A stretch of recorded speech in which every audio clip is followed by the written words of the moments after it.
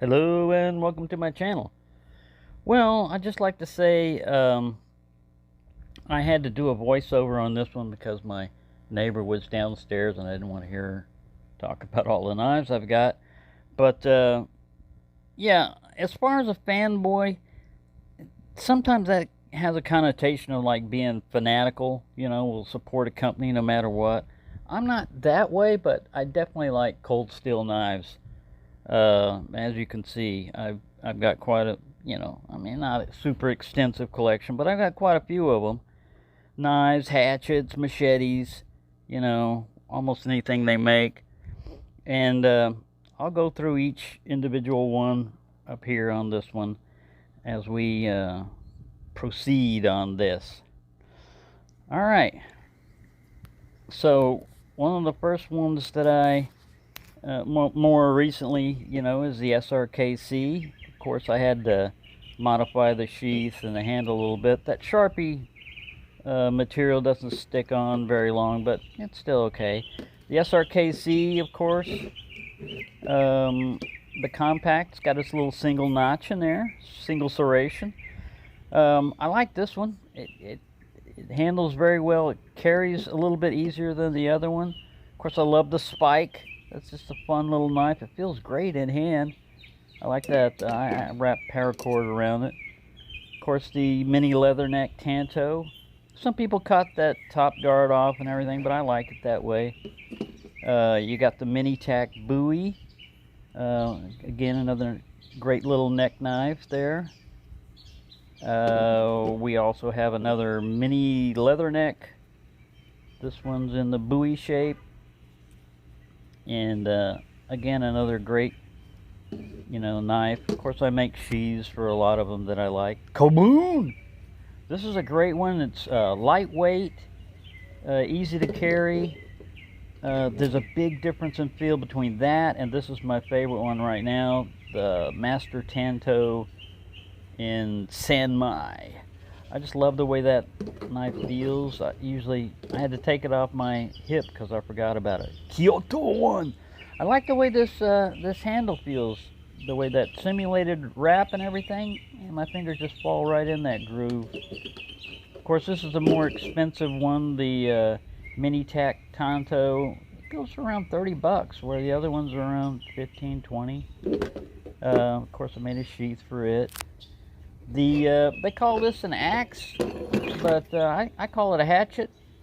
But anyways, this one's pretty great too, man. It's sharp as heck, and I used it to clean out a trench one time. Okay, this is the Kukri, made in South Africa. Kukri machete, another fun knife from Cold Steel. Let's see, which one am I going to pick up next? Alright, this is the Fin Bear. I keep getting the Fin Bear and Fin Wolf and all those mixed up, but that's the Fin Bear. Nice little, and here's the Roach Belly. Kind of like a sharp finger. Great little skinner there. Not that I've skinned anything with it, even myself. The Pendleton Light Hunter. Man, this handle feels great with all the little cutouts and everything. That's a great feeling handle. Great size knife. The Fin Hawk. It's just a fixed blade. Scandy grind. The Ranch Boss 2. The only thing I disliked about this one was it was supposed to come with a leather sheath and it didn't, and SMKW tried to BS their way out of it and say that they're all that way when it had a picture of the sheath on it. The Cold Steel Voyager in Austin A Tonto. This is a great one to carry around. You got a 4-inch blade, compact. Another good one here, Golden Eye. Both of those were gifts. I adjusted the tension on them so that they don't tear my thumb up when I close them now. Let's see, the Bushman. I love this knife, man. It's big, Bowie shape and everything. You can get a clip point also. I wrapped the handle there with a bank line. The Fin Wolf, I added that little stud there on it. just because it's easier to open and close for me. I had a zip tie on it, but the zip tie broke, so I just decided to put that on there. It seems to be working out fairly well. It doesn't stick out too far. The Recon 1, this was that's what started getting me into cold steel again, was I got this one. And before I fixed it where I could do that with one thumb, it would take two thumbs to, or thumb on top of another thumb to get it to release. The Wild West Bowie cold steel, what's strange about this is there are no markings on the blade whatsoever. No steel marking, no cold steel, no. It's made by Windlass Cutlery, I believe, out of India, if I'm correct. I forget. I took the surface finish off that a little bit because it was really not showing the wood as great. So there you go, that's all my cold steels.